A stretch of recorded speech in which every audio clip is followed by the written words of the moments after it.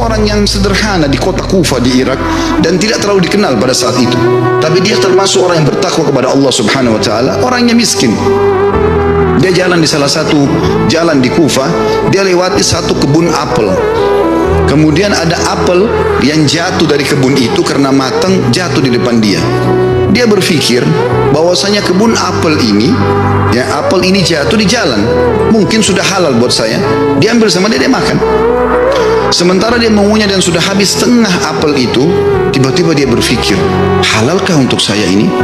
Bagaimana bisa saya tiba-tiba mengambil yang walaupun jatuh di jalan tanpa izin pemiliknya? Maka dia berhenti makan, sisa mulutnya dibuang, ada yang sudah tertelan, ada yang dibuang, ada yang masih tersisa setengah di tangannya. Lalu dia segera dengan ketakutan masuk ke dalam kebun tersebut mencari.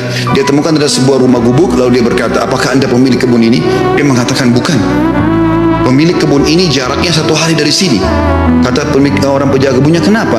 Dia bilang, saya tadi mendapatkan apel jatuh di sini, kemudian saya makan setengahnya. Saya pikir karena jatuh di jalan mungkin halal buat saya, tapi tiba-tiba saya ketakutan sekali, takut Allah hisab dengan apel ini. Tolong Anda halalkan. Kata pemilik kebunnya atau penjaga kebun pun, karena dia bertakwa sama Allah, dia nggak langsung main halalin. Dia mengatakan, sungguh tidak ada di tangan saya wenan itu. Pemilik kebun ada 1 hari dari sini. Kata Thabit rahimahullah, demi Allah saya akan datang ke sana.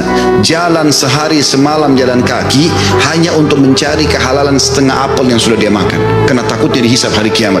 Begitu dia datang ketemu sama pemilik kebun itu, kemudian pemilik kebun itu ditanya sama dia, hai Thabit bertanya, apakah Anda pemilik kebun yang ada di sini dan di situ? Dia mengatakan iya. Dia bilang, saya jauh-jauh datang sehari semalam perjalanan karena kemarin kejadiannya begini. Saya temukan ada apel jatuh satu dari pohon Anda di jalanan, lalu saya memakannya karena saya lapar. Kemudian saya tiba-tiba ketakutan pada saya sudah makan setengah. Setengahnya sudah ada, sebagian saya makan, sebagian sudah saya buang, ini setengahnya tersisa. Walaupun sudah busuk saya tetap bawa. Tolong halalkan. Orang tersebut melihat halal gitu. Lalu kemudian dia mengatakan, pemilik kebunnya mengatakan, apakah kau jauh-jauh datang untuk itu? Dia bilang iya. Kata pemilik kebunnya, saya akan halalkan sama kamu tapi dengan satu syarat. Kata Thabit, apa syaratnya? Kau harus nikahi anak saya. Kata pemilik kebun itu, kau harus nikah anak perempuan saya.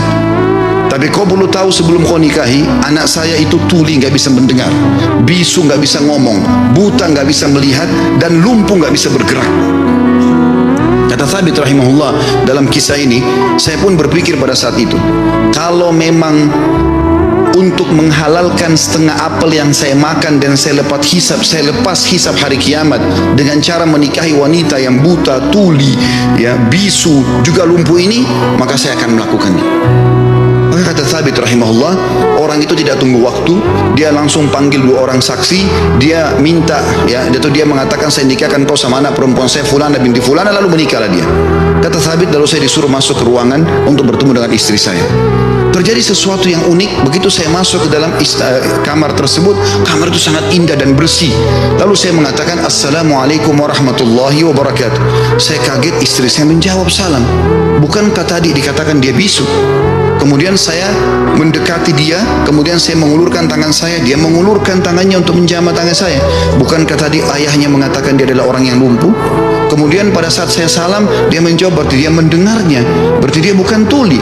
Lalu saya mengatakan, tadi waktu saya ditawarkan nikah sama ayahmu, dikatakan kau itu buta, kau itu tuli, kau itu bisu, kau itu lumpuh, tapi kau bisa jawab dan dengar salam saya, kau jamah tangan saya. Bagaimana penjelasannya? Kata perempuan tersebut, benar perkataan ayah saya. Mata saya memang buta karena selama ini saya belum pernah melihat sesuatu yang haram. Saya buta dari yang haram. Telinga saya tuli dari sesuatu yang haram karena sampai detik ini belum pernah telinga saya dengar yang haram. Lisan saya bisu dari sesuatu yang haram karena tidak pernah saya ucapkan kecuali yang halal atau yang boleh saja, dan tubuh saya tidak pernah tersentuh kecuali yang halal.